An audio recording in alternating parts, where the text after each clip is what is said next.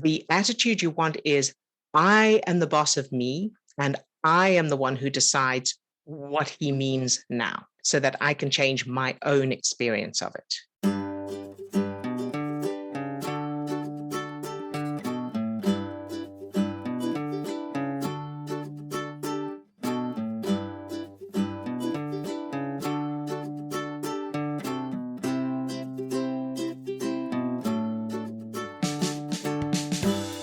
And next up is Swasti. Hi, Swasti.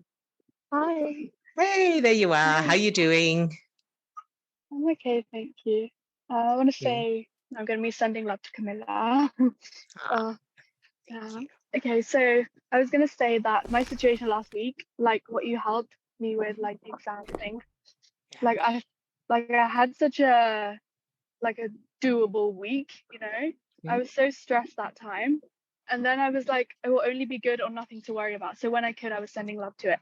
And so what happens is actually it did kind of like, it is turning out good, because I realized that it's only supplementing my own knowledge, which is a realization that, my mum did tell me that on the day of the result. She's like, it's only you in the future. It's only going to benefit people in the future, like patients and stuff. But in the moment I was like, no, like I have to study through summer. I hate it.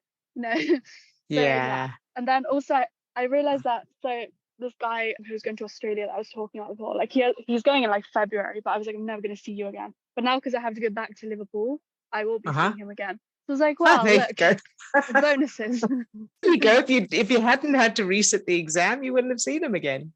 Yeah. So it's like, fantastic. Good job, you. And it's interesting because, of course, your brain couldn't see that before while you were stressed about it. Yeah. So it's only once the stress chemicals come down and we start to see things differently that we go, oh yeah, well, there's that, and there's a positive option.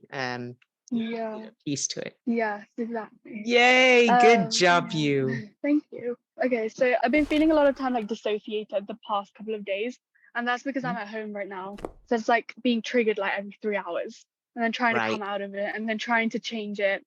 But it's like it takes so much emotional energy out of me. So I realized the main thing is just my dad, because I feel like as soon as I walk into a room, I'm almost a trigger to him. So something in him is constantly being triggered. It seems to me that he just hates me, but actually he's being triggered by me. And I think I know what's going on, because I think it's my auntie who was like, so the whole exam situation and stuff, because the whole education and marriage thing, and surviving on your own, all of that, that's what he doesn't want for me. Like, he wants me to just succeed and do well, but then it comes out as like verbal abuse. So I just need a bit of help with that.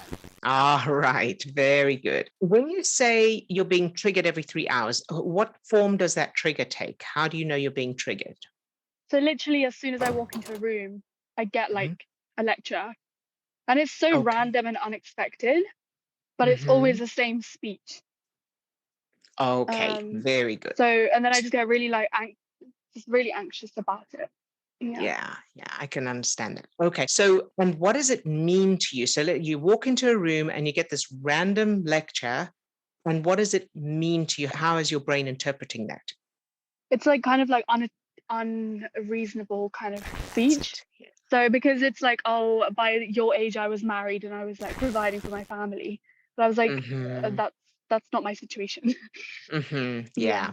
Okay. And have you ever come across a person, and sometimes sometimes it's older people who don't have people to talk to and that kind of thing. Have you ever been in a situation, perhaps at a bus stop or somewhere, where a stranger starts telling you stuff that you don't have a reference for it, or they're just kind of sharing things with you, random things about their life? Yeah.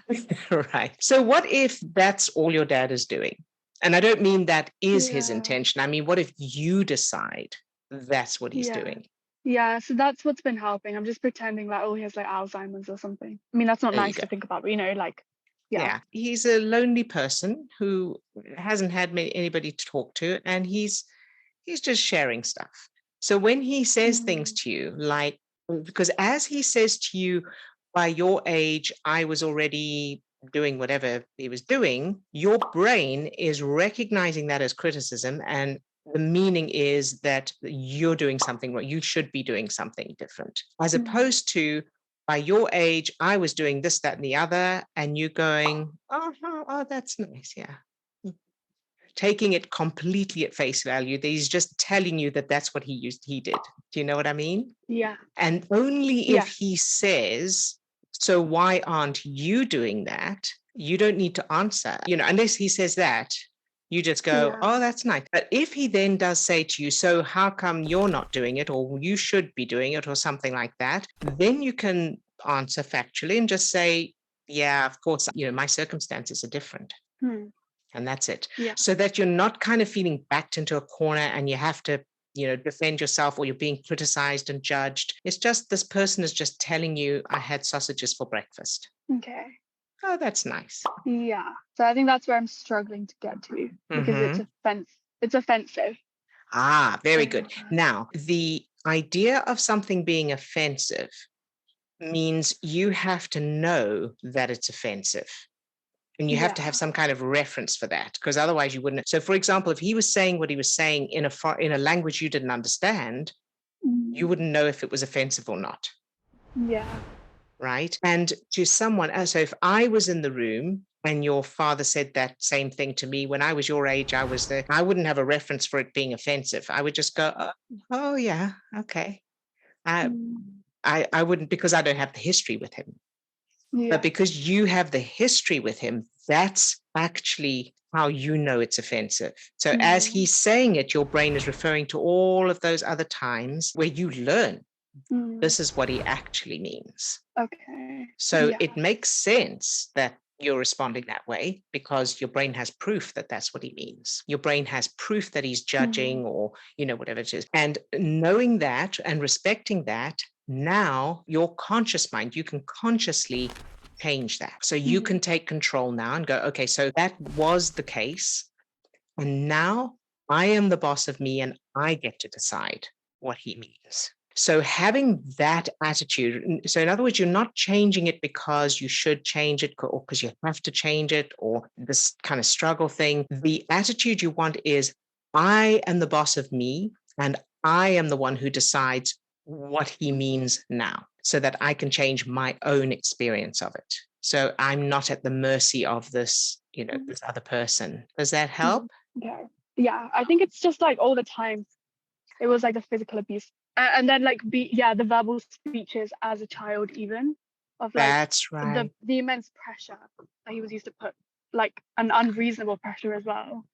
That's right. Yeah. Okay, so absolutely all of that. So in the first instance, taking that control of your position now and going, I am going to decide what he means now. And then, of course, absolutely changing any references that are still there of the speeches and the pressure and any kind of abuse. So making sure you're catching any bits that you've missed, that that you hadn't thought of before or that you didn't think were relevant, that kind of thing. Change everything so that it's the complete opposite. And you may well need another due justice for him. Okay. All right. So see if you can change what you've got there for him, the speeches. So you want to replace the speeches with motivational speeches, or he's telling you funny things, or he's singing, or something that makes you laugh or makes you feel lifted. Okay. So that's what you want to end up with. So every time he did a speech, it was that. All right. Okay, so that's that. Yeah. And if you find you can't do that, then do a due justice to him.